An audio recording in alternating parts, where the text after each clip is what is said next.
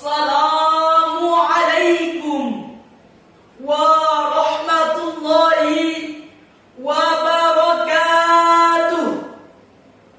Alhamdulillah, alhamdulillahi rabbil alamin.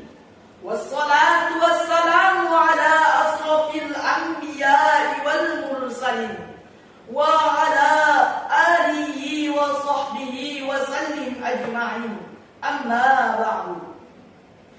Puji syukur marilah kita panjatkan kehadirat Allah Subhanahu wa taala yang telah memberikan kita beribu-ribu nikmatnya, di antaranya nikmat kesehatan, nikmat kesempatan, nikmat iman dan Islam, sehingga kita masih dapat merasakan yang namanya kemerdekaan.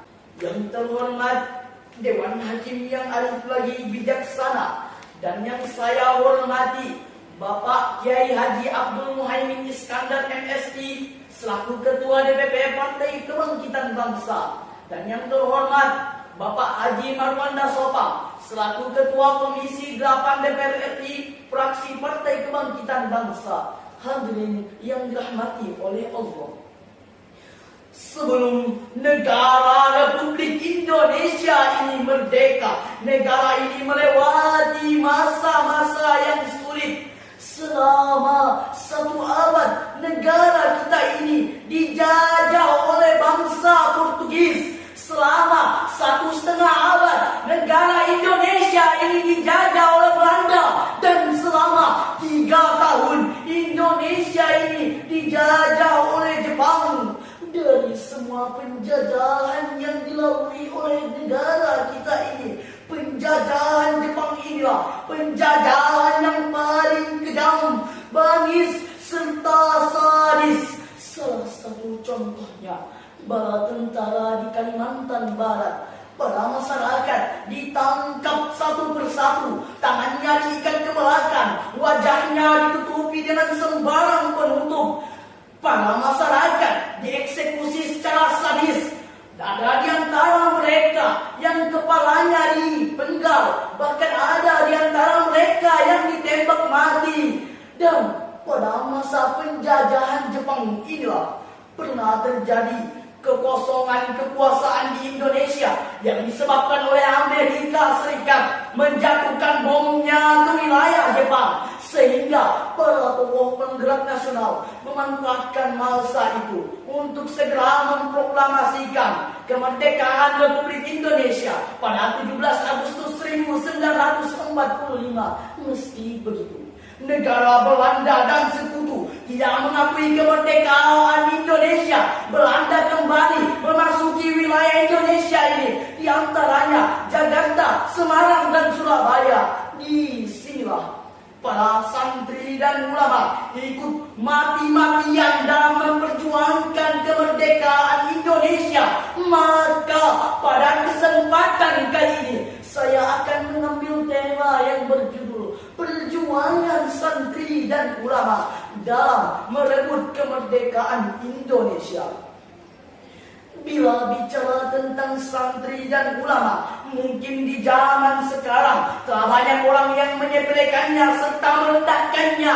Padahal bila diungkit kembali, salah satu tonggak penting dalam sejarah kemerdekaan Indonesia, santri dan ulama berperan penting dalam kemerdekaan tersebut.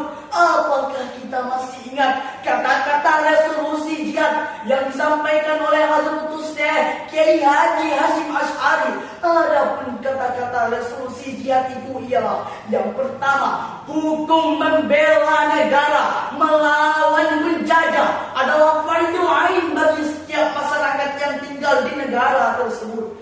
Dan yang kedua, melawan penjajah adalah jihad fisabilillah. Dan yang ketiga, mereka yang mengkhianati perjuangan Islam serta memecah belah persatuan dan menjadi kaki tangan bagi penjajah, wajib hukumnya untuk dibunuh.